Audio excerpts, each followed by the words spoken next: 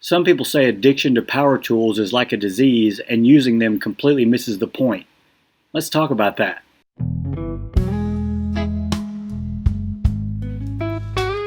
First, let's talk about hand tools.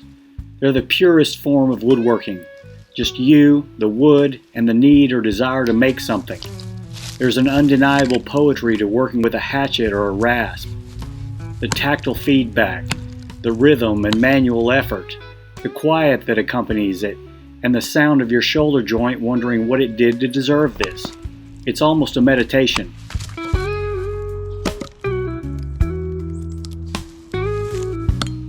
Using a hand plane or a chisel has a kind of poetic simplicity to it. You're not just shaping wood, you're communing with it.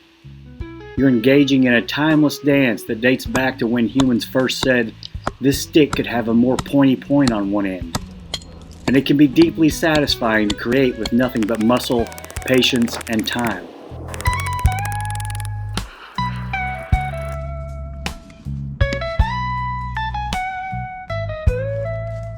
Speaking of time, hand tools demand time, both in the act of using them and in mastering the skills required to wield them effectively.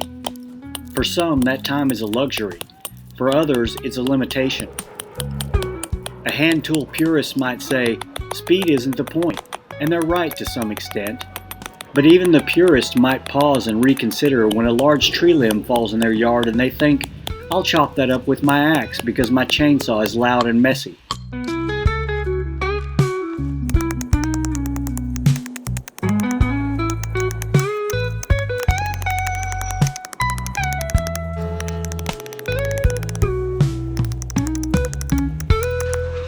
And then there's power tools, the modernist approach, right?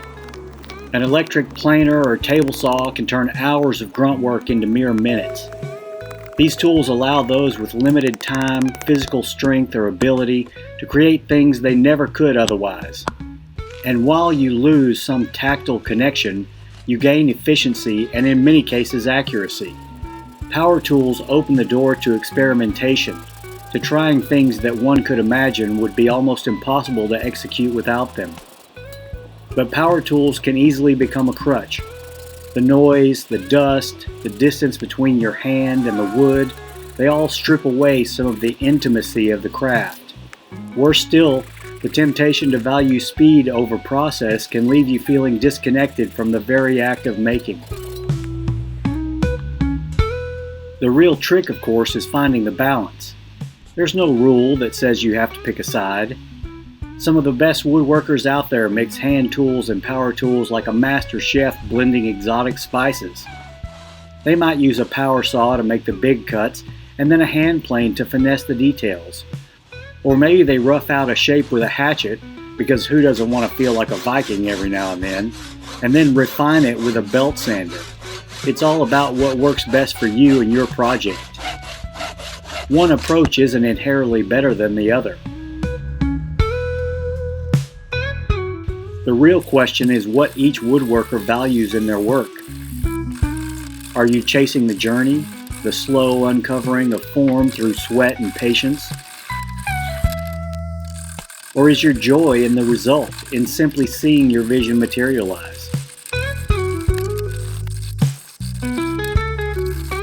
Personally, I think both philosophies coexist beautifully. Using power tools shouldn't exclude an appreciation for hand tools and vice versa. They both have a place in my shop. Ultimately, woodworking isn't about the tools, it's about the craft, the creativity, the satisfaction of turning a chunk of wood into something beautiful, or at least functional.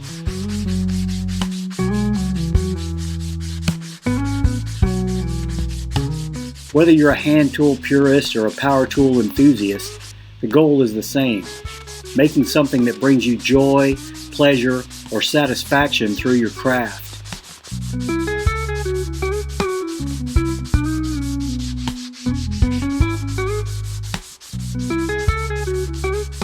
The best we as woodworkers and fellow humans can do is agree to agree or agree to disagree, because in the end, a mallet is still a mallet, no matter what it looks like or the process used to achieve it.